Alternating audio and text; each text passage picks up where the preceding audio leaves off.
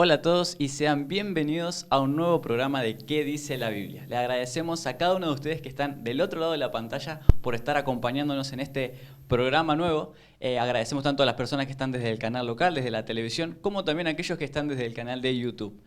Y les paso a recordar que no se olviden de suscribirse, de activar la campanita y obviamente compartir este canal para que nos ayuden a nosotros a poder seguir creciendo y poder compartir el mensaje de Dios a cada persona. También les queremos recordar que, además del canal de YouTube, tenemos también otros diferentes tipos de redes sociales que en este momento van a estar apareciendo en pantalla para que puedan suscribirse, puedan ir a darle me gusta, puedan ir a compartir los versículos, los reels, los videos que se suben, alguna pequeña meditación, para que puedan compartirlo con sus seres queridos, familiares, amigos y así también poder ayudarnos a nosotros a crecer.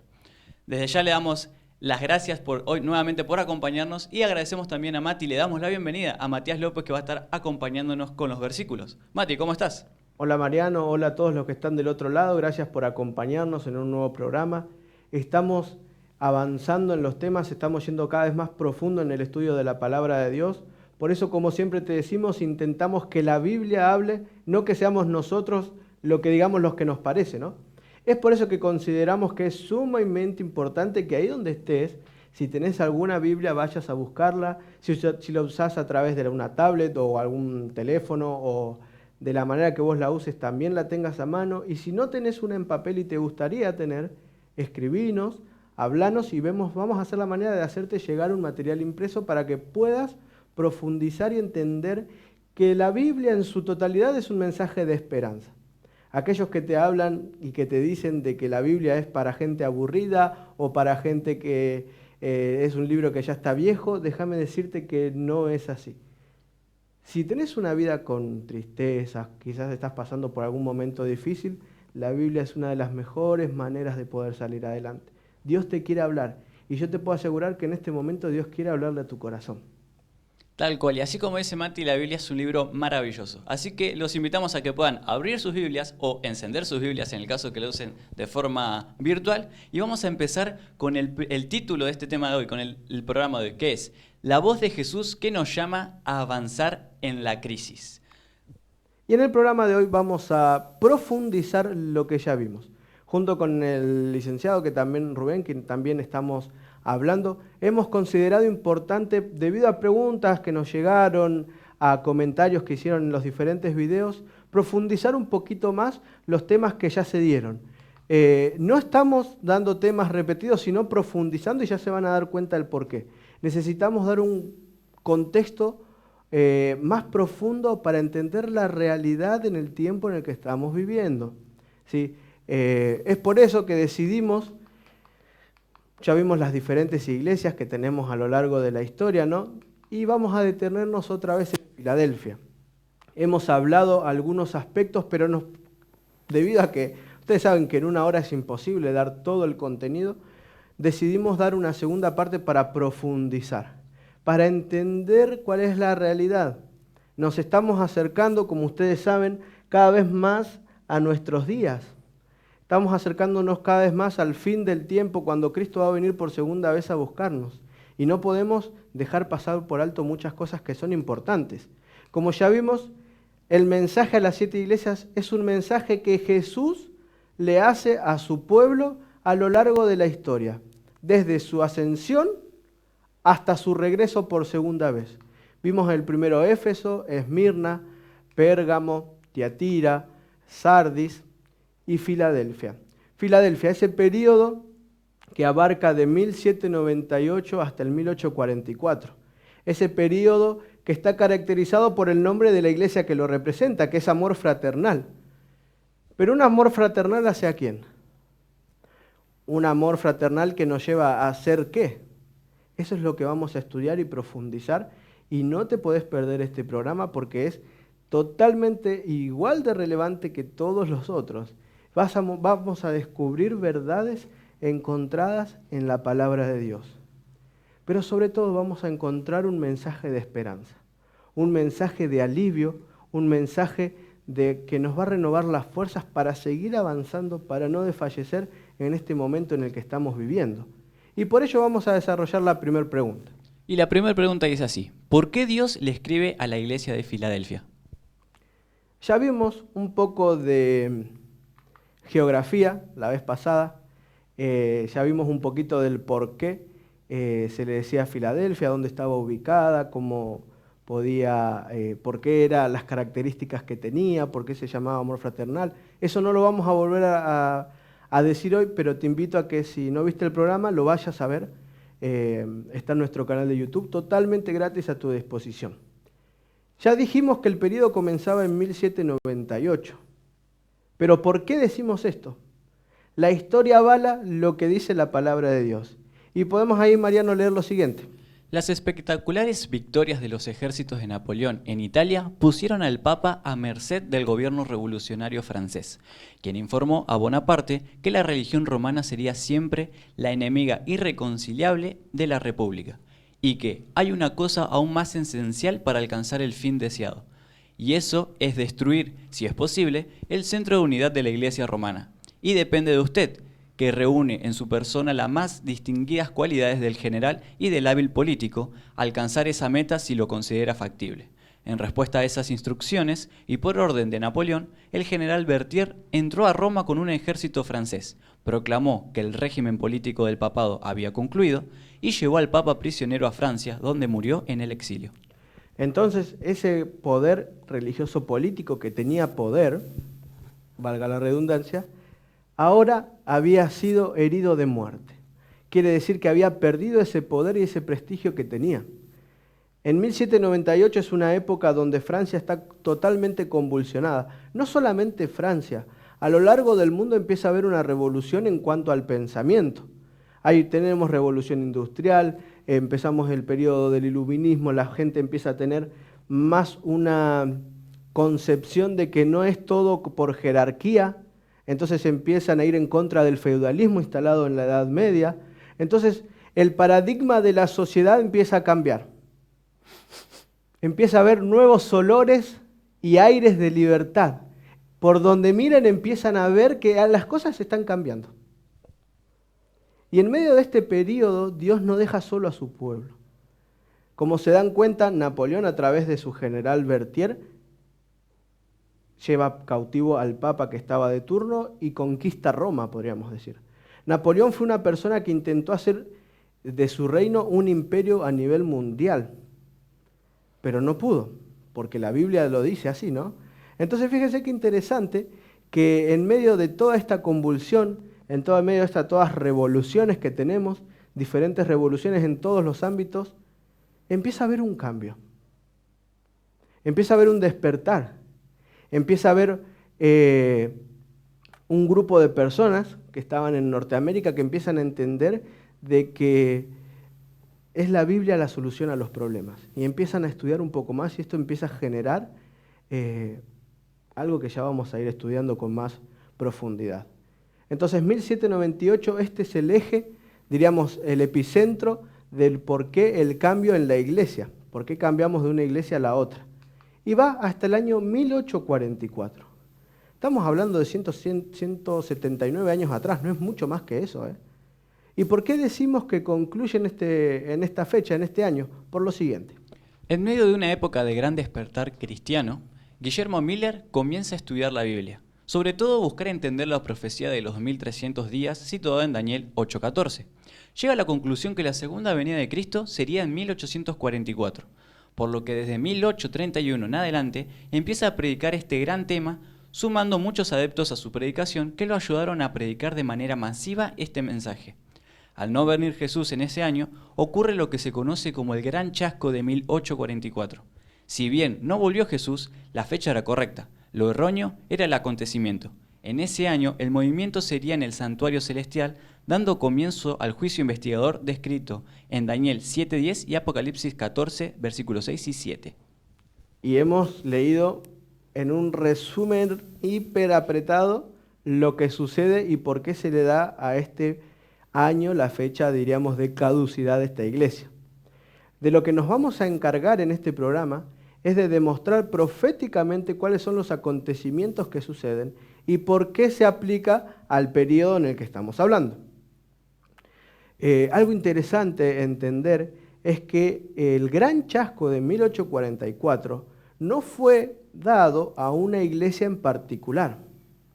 No fue dada a una institución. El Gran Chasco de 1844 surge a un movimiento que, encabezado por Miller y secundado por muchas personas, que ya vamos a ver algunos, predicaban el inminente retorno de Cristo. Podríamos decir que quienes son chasqueados en 1844 es un grupo que creía en el segundo advenimiento. Y ya vamos a ver un poquito más por qué y vamos a profundizar un poquito más. Podríamos decir que entonces el período concerniente a la iglesia de Filadelfia va desde el 1798, con la pérdida total del control que regía a través del papado, y va hasta 1844, donde comienza el juicio investigador en el cielo. ¿Qué es eso? Ya lo vamos a profundizar. En este período de la iglesia encontramos un mensaje de inminencia del retorno de Cristo. Es una época de grandes despertares cristianos. Los historiadores hablan de que en el período en el que se desarrolla esta iglesia, no lo hablan de esta iglesia, pero sí dicen que en estos años ocurre lo que se conoce como el segundo gran despertar cristiano. Y ya vamos a ver un poquito más qué es. Podríamos decir que en este periodo se ha presentado a esta iglesia como la iglesia del gran despertar del segundo advenimiento. Ahora, ¿qué es lo que pasa? ¿Qué es lo que despierta todo este movimiento? Como ya vimos muchas veces, y no vamos a profundizar, sí en lo que está al costado, lo que Miller utiliza para interpretar de que Jesús venía era la profecía de las 2300 tardes y mañanas. Ahora, proféticamente, y es más, yo dejé de afuera algunas otras profecías porque iba a ser mucho. He seleccionado quizás las que más estaban relacionadas. Lo que sucede en el periodo previo a 1844 y de 1844 en adelante son estas profecías que marcan el antes y el después. Tenemos el sexto sello, tenemos el mensaje de los tres ángeles, tenemos la visión del Hijo del Hombre, tenemos la conclusión de que la profecía que dice que el santuario será purificado, y tenemos la profecía encontrada en Apocalipsis 10 que habla de un librito amargo. ¿Cuánto hay para estudiar, no? Estos puntos que son los más relevantes no vamos a leer y entrar en profundidad, pero sí los vamos a comentar. Por eso es importante prestarle mucha atención a lo que viene. Así que como en todo viaje, abróchense los cinturones porque comenzamos. Empezamos con el sexto sello. El sexto sello dice lo siguiente. Miré cuando abrió el sexto sello, y he aquí hubo un gran terremoto, y el sol se puso negro como tela de silicio. Y la luna se volvió toda como sangre, y las estrellas del cielo cayeron sobre la tierra, como la higuera deja caer sus higos cuando es sacudida por un fuerte viento. Y el cielo se desvaneció como un pergamino que se enrolla, y todo monte y toda isla se removió de su lugar. Los reyes de la tierra y los grandes, los ricos, los capitanes, los poderosos, y todo siervo y todo libre se escondieron en las cuevas y entre las peñas de los montes, y decían de aquel que está sentado sobre el trono. De aquel que está sentado sobre el trono y de la ira del Cordero, porque el gran día de su ira ha llegado. ¿Y quién podrá sostenerse en pie? Fíjense que hay algo interesante. En la época del sexto sello, cuando se abre el sexto sello, para eso hay que ir a Apocalipsis 6, ya lo estudiamos y los invito a que vayan a ver los programas, dice que hay ciertos eventos que determinan este sello. Y la mayoría son eventos naturales, que por estar inmersos en este sello podríamos decir que son eventos sobrenaturales, que Dios dirige el período. Y fíjense que en este período hay un gran terremoto, el sol se puso de negro, la luna se volvió en sangre, las estrellas cayeron. Y seguido a este evento hay un quinto evento, que es la segunda venida, porque dice que el cielo se desvaneció como un pergamino y toda isla se removió de su lugar. Y empieza a declarar, ¿no? Ahí a describir reyes, grandes, ricos, capitanes, poderosos, siervos, cualquiera persona libre, se escondieron y diciendo, tráguennos, caed sobre nosotros, porque no queremos presenciar la ira de aquel que está sentado del trono y de la ira del Cordero. Porque el gran día de su ira ha llegado. Y eso es el segundo advenimiento.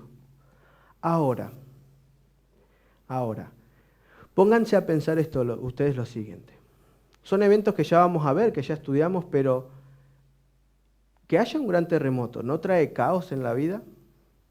No sé ahí donde están ustedes. A mí todavía nunca me tocó presenciar un terremoto, pero ahí dice que hay personas que lo presenciaron, que ni siquiera estar en pie te hace sentir seguro. Que el sol se ponga en negro, que la luna se ponga en sangre, que haya llovida, una lluvia de estrellas. Todo genera convulsión, pero nada comparado a la segunda venida de Cristo. Entonces, miren, Jesús mismo lo dijo. Fíjense que dice Mateo 24, 29 y 30. Inmediatamente después de la tribulación de aquellos días, el sol se oscurecerá, y la luna no dará su resplandor, y las estrellas caerán del cielo, y las potencias de los cielos serán conmovidas. Entonces aparecerá la señal del Hijo del Hombre en el cielo, y entonces lamentarán todas las tribus de la tierra, y verán al Hijo del Hombre viniendo sobre las nubes del cielo con poder y gran gloria. No tenemos que saltar o dar por sentado algunos elementos importantes. Va a haber una tribulación, ¿no? Y después en esos días, ahí está hablando de un periodo saltando directamente a otro, el sol se oscurecerá, que loco, ¿no? Que justo coincide con la profecía, ¿no? La luna no dará su resplandor y las estrellas van a caer, y entonces las potencias de los cielos serán conmovidas. Entonces, cuando pase esto, muy pronto, cuando ustedes menos se lo esperen, va a pasar menos tiempo del que ustedes creen, van a ver la señal del Hijo del Hombre. Y por algo acá se utiliza la imagen del Hijo del Hombre. Entonces verán al Hijo del Hombre viniendo sobre las nubes. Fíjense que hay algo interesante, que cuando se habla del Hijo del Hombre, de la segunda venida de Jesús, o se habla de Jesús, las nubes tienen un papel importante. Y anótenlo porque eso lo vamos a ver en profundidad. Jesús mismo está diciendo, y lo que Jesús dijo antes de ascender al cielo se lo confirma a Juan en la profecía.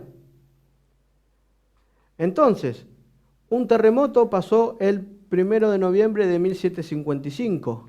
El oscurecimiento del sol ocurrió en 1780. Fíjense que son poquitos años previo a la etapa del periodo de la iglesia de Filadelfia. El mismo día, por la noche, la luna se vuelve en sangre. Y en el programa que tenemos desarrollado, que va a aparecer acá, ustedes tienen una explicación de por qué estos fenómenos son considerados, y hay un estudio más detallado de los eventos. Luego, una lluvia de estrellas fugaces en 1833. ¿Ustedes se acuerdan cuando cuando dijimos que comenzó Miller su gran predicación, que también se lo conoce como el momento en el que comienza el mensaje del primer ángel? 1831. Ya estamos dentro de este periodo del fin de la iglesia de Filadelfia. Y lo que se conoce como la lluvia de estrellas fugaces más grande de la historia es el fenómeno de las leónidas.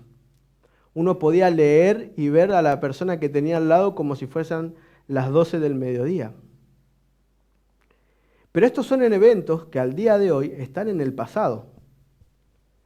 Fíjense que el sello declara 4 eventos y el fin, ¿no? La ira del Cordero, que quieren esconderse.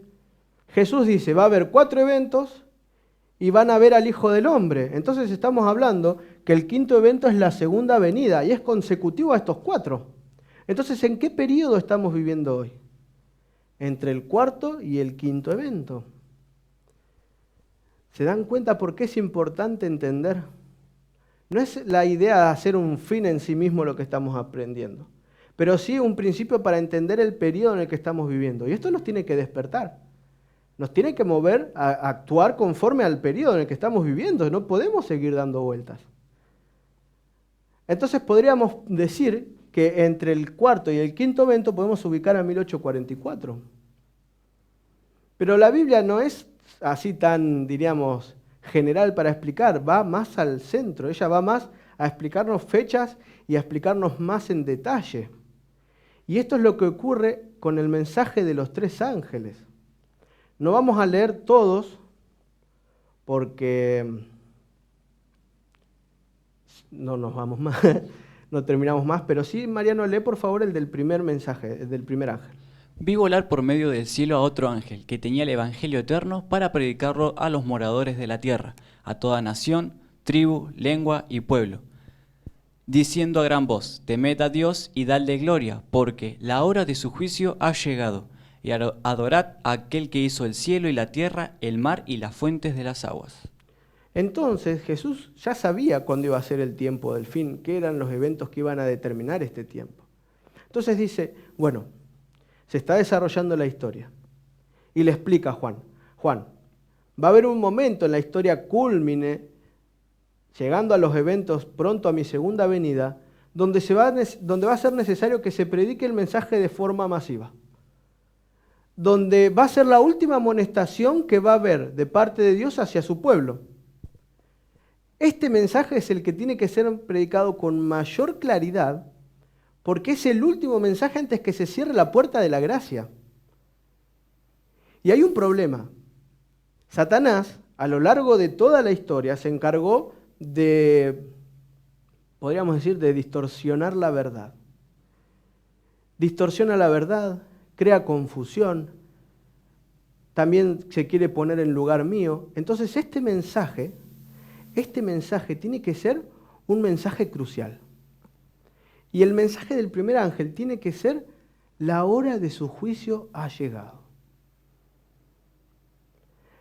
Es momento de adorar a aquel que hizo el cielo, la tierra, el mar y las fuentes de las aguas. Entonces, él a partir de este periodo tiene que decir: estamos en momento de juicio, pero tenemos que reconocer a Dios como creador. Este mensaje tiene que ser predicado a todo el mundo para que todo el mundo comprenda que el momento que estamos viviendo es de total solemnidad. Porque la hora de su juicio ha llegado. Hay que reconocer a Dios como creador. Hay que entender de que si bien Satanás tiene poder, Babilonia ha caído. Y cualquiera que adore a la bestia o a su imagen y recibe la marca en su frente o en su mano, él también va a ser retribuido conforme a quien adore. Y ahora te digo, ¿no? Vos ponete a pensar un poquito. De todas las teorías, de todos los nuevos sistemas que empezaron en este periodo de gran despertar, ¿cuándo Charles Darwin publicó la teoría de la evolución de las especies? 1859. Puede ser casualidad que en el momento que Dios le está incitando a su pueblo a predicar la adoración verdadera y correcta al Creador, Satanás levante a alguien que quiera echar por tierra justamente la imagen de un Dios creador. ¿Puede ser casualidad esto? Y la teoría de la evolución es una de las teorías que va en contra totalmente de Dios como creador. Y si no, yo no considero a Dios como creador, todo lo que Él hizo en el Edén no lo voy a considerar verdadero. Y ya estudiamos un poquito de qué había hecho Dios en la creación y por qué es importante entenderlo. Pero en medio de todo este caos y en este conflicto que se está desarrollando, dice, aquí está la paciencia de los santos, los que guardan los mandamientos de Dios y la fe de Jesús. Nos está invitando el Señor a someternos a su voluntad. Por eso es importante este mensaje. Y hablar del mensaje de los tres ángeles no es solamente predicar estos versículos. Es poner toda la Biblia en el contexto del mensaje en el que estamos hablando. Toda la Biblia tiene que hablar de un retorno inminente, de que Cristo pronto viene. Y muchas veces nos apresuramos y queremos poner fechas, queremos poner temporadas para la venida de Jesús. Y tendríamos que aprender como lo que sucedió con aquellos pioneros que ya vamos a estudiar un poquito más. Entonces, este mensaje, que es la última amonestación de Dios a su pueblo, que comienza en 1831, pronto tiene que acabar. ¿Cuánto más vamos a dar vuelta?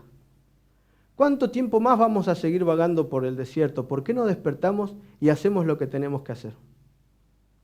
En vez de perder el tiempo en cosas innecesarias. Entonces vimos que ya en este periodo, 1844, marca un eje, como hablábamos. La profecía de los 2300 días empezaba. la predicación de Guillermo y todas las gentes que lo seguían, el movimiento millerita, hablaba de que la hora de su juicio ha llegado. Ya vimos que estamos en el periodo previo entre el cuarto y el quinto evento, pero hay otra cosa que sucede también, que es el comienzo del juicio. Pero ¿dónde sucede? ¿Quién fue? ¿Cómo fue? Eso lo explica Daniel 7 y vamos a leer ahora el versículo 9 y 10. Estuve mirando hasta que fueron puestos tronos y se sentó un anciano de días, cuyo vestido era blanco como la nieve y el pelo de su cabeza como lana limpia. Su trono, llama de fuego y las ruedas del mismo fuego ardiente. Un río de fuego procedía y salía delante de él. Millares de millares le servían y millones de millones asistían delante de él. El juez se sentó y los libros fueron abiertos. Muy bien. Hablamos de una etapa de juicio, ¿no? Bueno, fíjense qué interesante, lo dice la Biblia a nosotros, ¿no? Estaba mirando Daniel en una visión y se sentó un anciano de días. ¿Que quién es el anciano de días? ¿Jesús? No. El anciano de días es Dios. Dice, su vestido era blanco como la nieve, el pelo blanco, su trono era llamas de fuego. Y fíjense que tanto Daniel como Ezequiel, como todo Jeremías, todos aquellos que describen el trono con ruedas. Eso es porque hay un movimiento en 1844 en el santuario celestial. Dice que un río procedía y millares de millares le servían. Millones de millones asistían delante de él. Y Mariano, a ver, te pregunto, para que haya un juicio, ¿quién se tiene que sentar? Y normalmente el juez. ¿Puede haber juicio sin juez? Y no, si no, no sería juicio. Entonces ahora a Dios se lo pone en lugar de juez. El juez se sentó y los libros fueron abiertos. ¿Pero ante quiénes fueron los libros abiertos? ¿Ante vos? ¿Ante mí?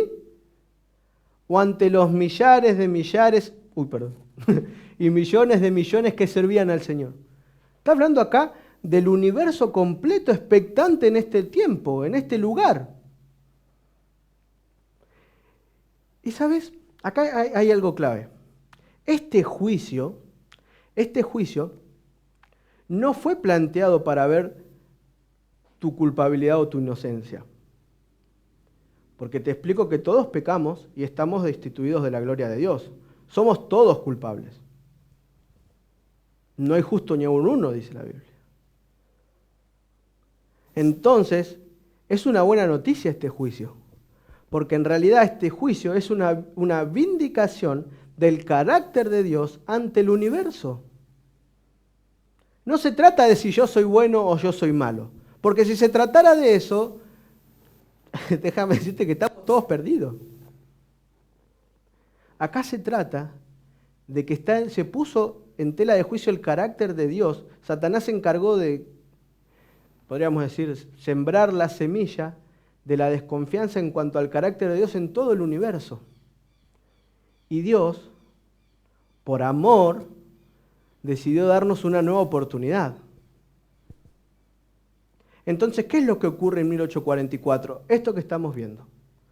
Un anciano de días, Dios sentado en el trono, el universo expectante de este lugar, y el juez se sienta, y los libros son abiertos. En otras palabras, los libros abiertos son los registros de todos los actos que nosotros realizamos. Porque tampoco vamos a decir, bueno, si se trata de Dios, yo no tengo nada que ver, no importa lo que haga, listo. No. Somos excelentes para echarle la culpa al otro, ¿no? Cuando nos cometemos alguna macana, ¿no? Acuérdense esto, miren, Adán y Eva comen de la fruta y pecan. ¿De quién es la culpa? De Adán y Eva, ¿no? Todos somos conscientes de eso. Pero sin embargo, Dios cuando va, le dice a Adán, Adán, ¿qué pasó? No, la mujer que me diste. Ya no era culpa de Adán. Era de la mujer, pero la que Dios le había dicho. Entonces Dios lo mira a Eva y dice, Eva, ¿qué pasó? Y no, la serpiente que vos creaste me engañó. Termina siendo la culpa de Dios. Siempre echamos la culpa a Dios de todas las consecuencias de los problemas en los que nosotros nos metemos. Tenemos que ser conscientes que somos llamados a trabajar y que tenemos parte, tenemos que actuar, tenemos que vivir conforme a su palabra. Por algo Dios manda la amonestación final de los 3 ángeles. Entonces, dice lo siguiente en Daniel 7, 13 y 14. Miraba yo en la visión de la noche, y he aquí con las nubes del cielo venía uno como un hijo del hombre, que vino hasta el anciano de días, y le hicieron acercarse delante de él. Y le fue dado dominio, gloria y reino para que todos los pueblos, naciones y lenguas le sirvieran. Su dominio es dominio eterno, que nunca pasará, y su reino uno que no será destruido. Entonces dice que seguía mirando él en la visión, una visión que ocurre en un periodo donde se le es quitado el dominio a las bestias, pero no es matada, sino dice que reciben una herida mortal, y que él estaba mirando. Y aquí con las nubes de los cielos, uno como un hijo del hombre. Otra vez la relación de hijo del hombre con la nube de los cielos. ¿Y quién es el hijo del hombre? ¿A quién se le aplicó en ese título cuando estuvo en la tierra? A Jesús mismo. Es Jesús yendo hacia Dios. Dios es sentado como juez en el trono. Los libros son abiertos. Y ahora Jesús se acerca hacia su Padre. ¿Para qué? Jesús no es el encargado de dar sentencia. Jesús es el encargado de defender a sus hijos. Él es nuestro abogado. Para eso está. ¿Cuál es el rol de Jesús en este juicio de nuestro abogado? Él es nuestro abogado intercesor. Él es quien intercede por sus méritos en nuestro favor. Y no hay nadie que no lo reconozca como un ser digno de recibir gloria, reino. Un reino que pronto se le va a dar por la eternidad. Un reino donde el gobierno del pecado en esta tierra pronto será destruido. Entonces, para entender un poquito más en profundidad eso y entender la profecía de los 2300 días, tenemos que ir a la manera en la que Dios le representa al pueblo de Israel cómo iba a ser el trato con el pecado. Y ustedes dirán, ¿qué tiene que ver con eso? Y quizás muchos dirán, ¿qué es eso? Esto es el santuario terrenal que Dios le dio instrucciones a su pueblo para que hagan figura del celestial. Eso ya lo vimos y lo dice en Hebreos. En este santuario moraba el Señor, dice, ¿no? Como su Shekinah, en la presencia en medio del pueblo estaba. Y era el sistema que Dios les mostró que representaban, porque la paga del pecado, ¿cuál es? La muerte. Entonces, nuestra sentencia en el juicio que se está llevando a cabo, ¿cuál sería? La muerte. Pero hay una escapatoria para los pecadores, y es a través de los méritos de Jesús. Entonces Jesús habrá pensado, a ver, ¿cómo le explico cómo va a ser el tratamiento? Bueno, miren, van a hacer así, me van a hacer un mueble de tantas medidas, adentro van a tener ciertos elementos, va a haber un altar de sacrificio, un lavabo, mesa de los panes, el candelabro con las velas, el incensario y el arca. Hay un programa específico que hablamos en detalle cada uno y por qué. ¿Y por qué les explico esto? Porque los 2300 días terminan con el santuario será purificado, ¿no? Bueno, ¿qué significa purificación del santuario? Pasaba lo siguiente, el pueblo, podríamos decir que durante 364 días al año, aunque ellos tenían un calendario lunar, pero para hacerlo más entendible, pecaba. Vos y yo pecábamos. Cristo todavía no había muerto en la cruz. La paga del pecado es muerte. Alguien tenía que morir. Y así como Jesús mató un corderito y les dio eso para que se vistieran a Adán y Eva, ellos tenían que entender que las consecuencias de su pecado significaban derramamiento de sangre. Entonces había un sistema diario que por un lado los sacerdotes se encargaban de estar constantemente quemando sacrificios acá, un cordero. El animal era encargado los mismos levitas de proporcionar el animal. Esto se llamaba sacrificio continuo, es decir, durante todos los días del año nunca se apagaba ese sacrificio. Cuando una persona pecaba y reconocía el pecado, dependiendo del grado de responsabilidad que tenía en la sociedad, no era lo mismo si era un pobre, si era un rico, si era un jefe de tribu o si era el mismo sacerdote, tenía que llevar su sacrificio hacia el santuario. El santuario estaba puesto justo en el centro de todas las tribus. Así que cualquiera que pecare tenía que ir desde donde estaba y traer su sacrificio hasta la puerta del templo, del santuario. Ahora, ¿qué pasaba? En el momento que llegaba, se encontraba con el sacerdote y tenía el sacerdote, la persona y el animal. El sacerdote le daba un cuchillo a quien había reconocido su pecado y había traído a esta víctima inocente, sin culpa alguna, pero que tenía que morir, y la misma persona se encargaba de cortarle el cuello. Hermoso tema, ¿no? Pasa que si nos causa esto escalofrío, está bien, porque hay que entender que nuestro pecado, nuestra culpabilidad solamente es perdonada a través del sacrificio que hizo Cristo por nosotros. Y quizás esto es muy, causa a veces rechazo hablar de esto, pero es así.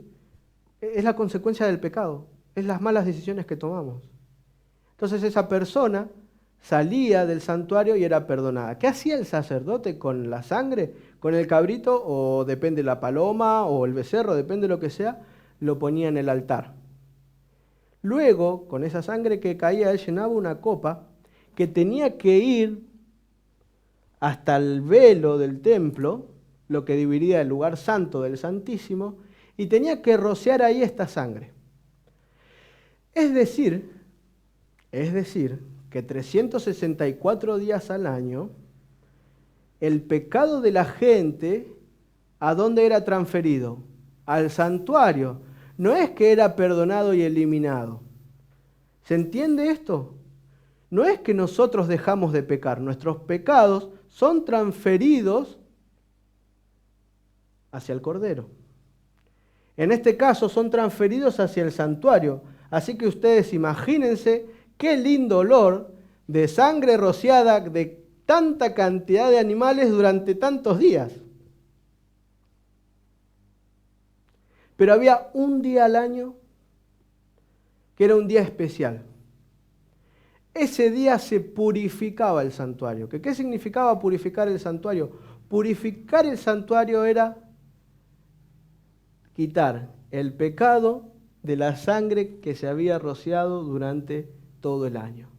Entonces, ¿qué pasaba ese día? Levítico 16. Así purificará el santuario, a causa de las impurezas de los hijos de Israel, de sus rebeliones y de todos sus pecados. De la misma manera hará también el tabernáculo de reunión, el cual reside entre ellos en medio de sus impurezas. Entonces, durante los otros días, podríamos decir, el ritual llegaba solamente hasta el lugar santo. Solamente una vez al año y solamente el sumo sacerdote podía entrar al lugar santísimo. Pero era un día de total expectación. Si no, miren cómo es que Dios le dice que tienen que ser este día. En Levítico 23, del 26 al 29. También habló Jehová a Moisés, diciendo: a los 10 días de este mes séptimo será el día de expiación. Tendréis santa convocación y afligiréis vuestras almas, y ofreceréis ofrenda encendida a Jehová. Ningún trabajo haréis en este día, porque es día de expiación, para reconciliaros delante de Jehová nuestro Dios. Porque toda persona que no se afligiere en este mismo día será cortada de su pueblo. En otras palabras, acá se estaba definiendo el futuro del pueblo, del sumo sacerdote que hacía persona ante Dios, podríamos decir, yendo al lugar santísimo. Y el pueblo tenía que tener expectación. Era un momento de solemnidad, era un momento de temor. Y acá hablamos del temer a Dios y darle gloria porque la hora de su juicio ha llegado. No solamente tener temor de respeto, sino tener temor de que tenemos que entender que los libros son abiertos. Estamos en época de juicio.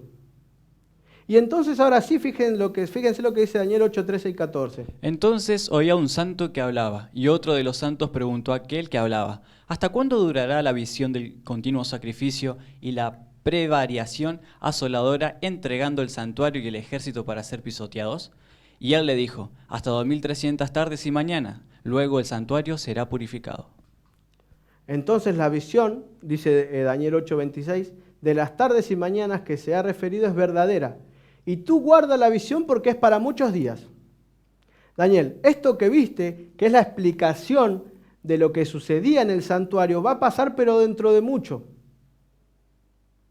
Entonces en Daniel 9, 20 al 27 encontramos la explicación.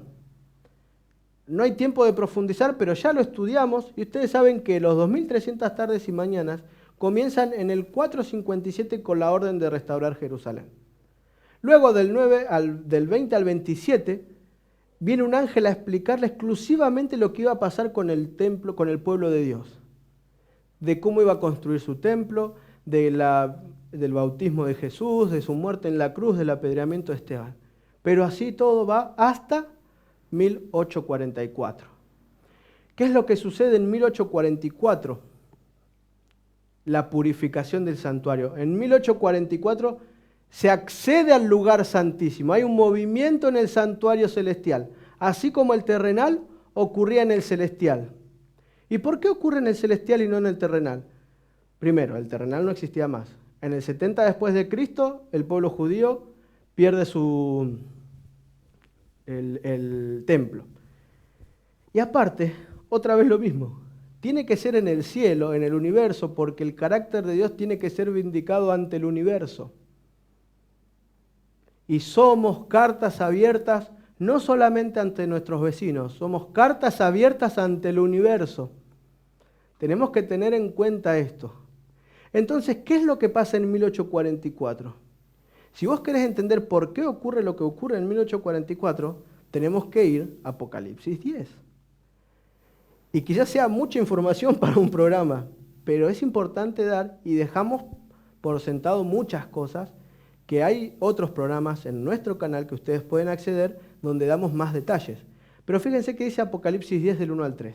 Vi descender del cielo otro ángel fuerte, envuelto en una nube, con el arco iris sobre su cabeza, y su rostro era como el sol, y sus pies como columnas de fuego. Tenía en su mano un librito abierto, y puso su pie derecho sobre el mar y el izquierdo sobre la tierra, y clamó a gran voz como ruge un león.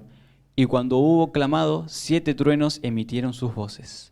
Y vamos a ir que vea otro ángel. No es ni el ángel de las 7 copas, ni el mensaje de ninguno de los 3 ángeles, ni ninguno de las trompetas. Es otro ángel, es diferente este. ¿Envuelto en qué? Primero, envuelto en una nube. ¿Se acuerdan que dije que con quién se relacionaban las nubes? Con el Hijo del Hombre y la segunda venida. Entonces este ángel es más que un ángel. Es Jesús mismo. Pero ¿y cómo podemos reconocer? Si no, fíjense, tenía un arco iris sobre su cabeza, la descripción del arco iris en el trono. Vayan a Apocalipsis 4. Vamos a Apocalipsis 1, como empezamos este seminario. Su rostro era como el sol, sus pies resplandecían como llamas de fuego, dice. Pero este ángel, que es Jesús mismo, y Jesús mismo está hablando de que Él es no solamente todopoderoso, sino que este mensaje va a llegar. ¿Por qué pone un pie sobre la tierra y un pie sobre las aguas? ¿Se acuerdan que hablábamos de que las aguas representan la muchedumbre y la tierra las pocas personas? Estamos hablando que el mundo en su totalidad se tiene que hacer eco de este mensaje. Él tiene dominio sobre la tierra. El Hijo del Hombre recibió dominio total. Entonces dice, clamó a gran voz como ruge un león. ¿Quién es el león de la tribu de Judá? Y entonces dice que en ese momento ni Jesús, sino que hubo 7 truenos que emitieron sus voces. Y fíjense cómo continúa diciendo Apocalipsis 10 del 4 al 7. Cuando los 7 truenos hubieran emitido sus voces, yo iba a escribir, pero hay una voz del cielo que me decía, sella las cosas que los 7 truenos han dicho, y no las escribas. Y el ángel que vi en pie sobre el mar y sobre la tierra, levantó su mano al cielo, y juró por el que vive por los siglos de los siglos, que creó el cielo y las cosas que están en él, y la tierra y las cosas que están en ella, y el mar y las cosas que están en él, que el tiempo no sería más, sino que en los días de la voz del séptimo ángel, cuando él comienza a tocar la trompeta, el misterio de Dios se consumará como Él lo anunció a sus siervos los profetas. Entonces dice que estos 7 truenos emitieron sus voces. Y Juan dice, a ver, pará, Señor, o sea, no escuché lo último a los truenos, ¿no?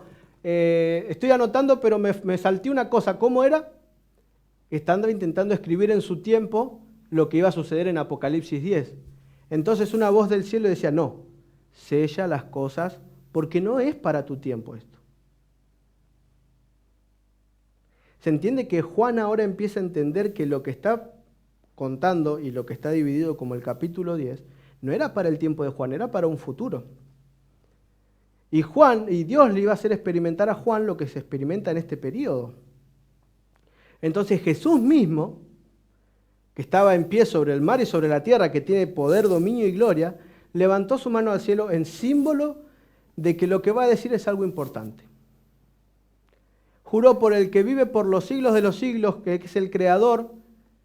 ¿No parece el mensaje de adorar a aquel que hizo el cielo, la tierra, el mar? Él jura por él mismo que el tiempo no sería más. Y acá cuando dice que el tiempo no sería más, hace alusión al tiempo profético. Quiere decir que después de los 2300 días, tardes y mañanas, no va a haber más fechas. Sí va a haber acontecimientos y vamos a tener indicios, pero ya no hay más fechas. El tiempo no será más.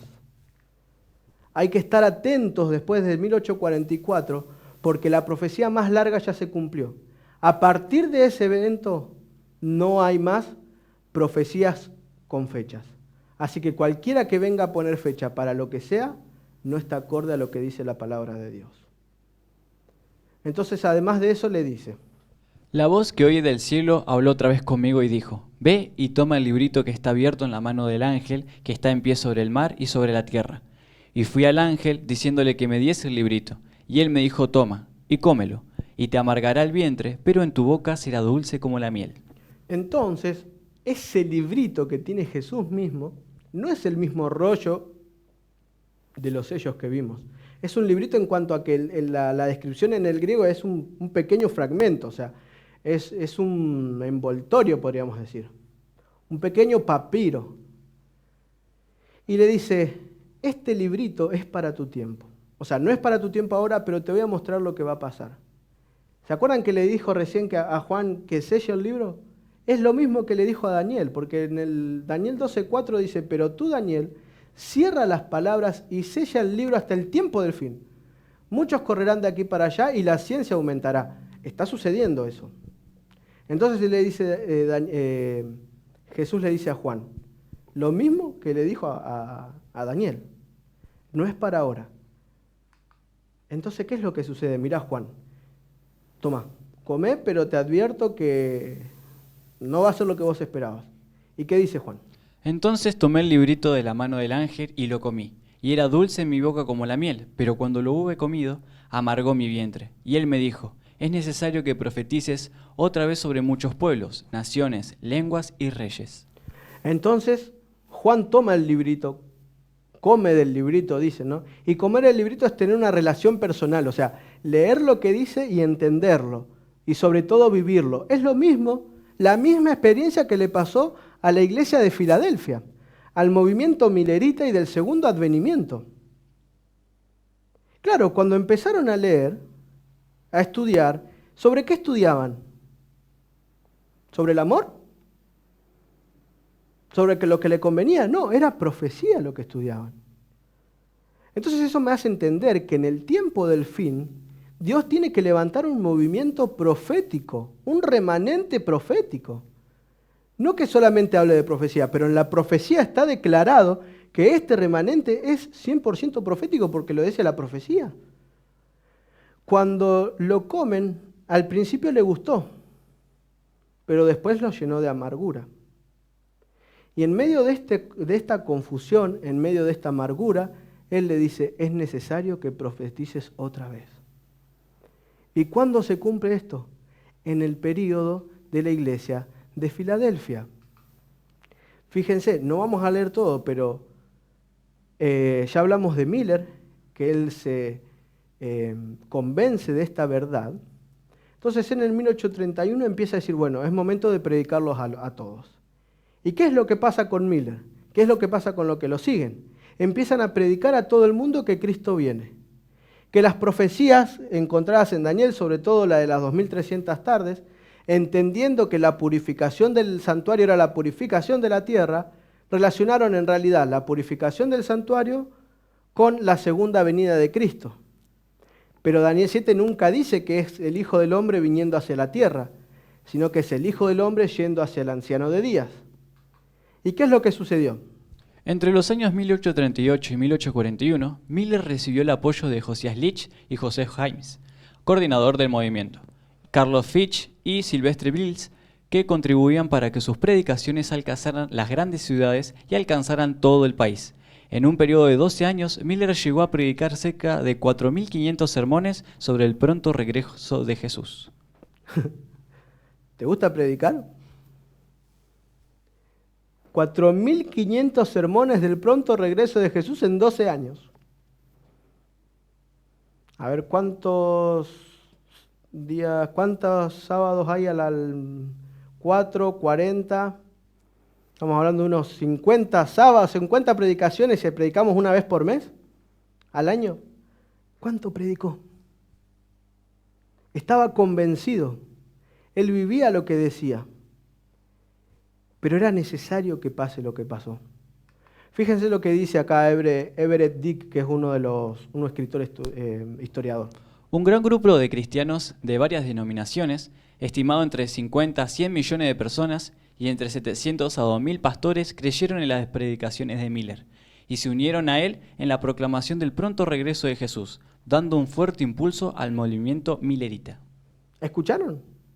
De 50 a 100 millones de personas. Entre 700 y 2.000 pastores creyeron esto y trabajaron.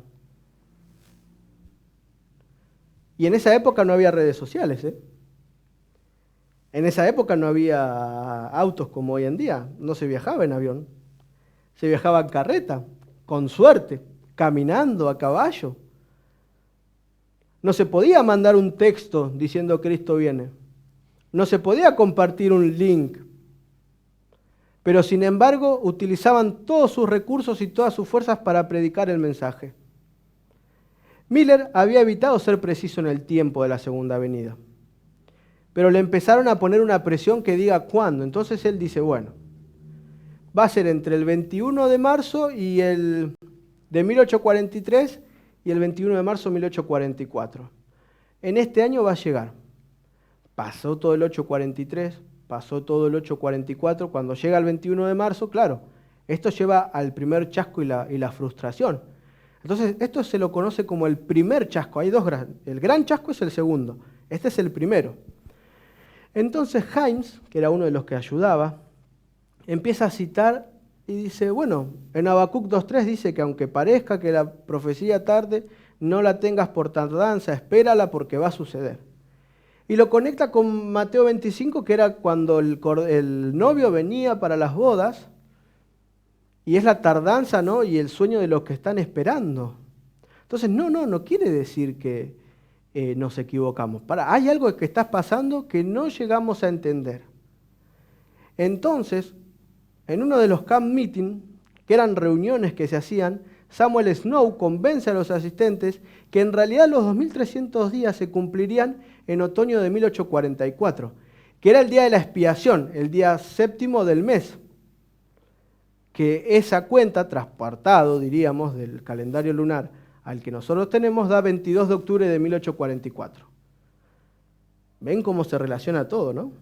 Lo que vimos en un principio con esto. Entonces, a partir del 21 de marzo de 1844, comienza el fuerte pregón. Dice, aquí viene el esposo.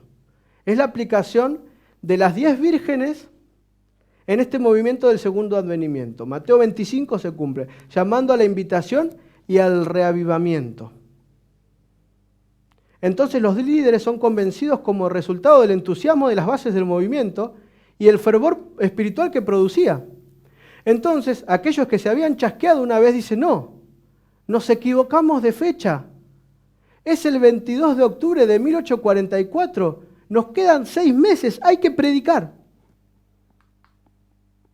¿Y qué dice ahí Mariano? En la parábola de las vírgenes se levantó a medianoche el pregón. He aquí el esposo viene, salid a recibirle.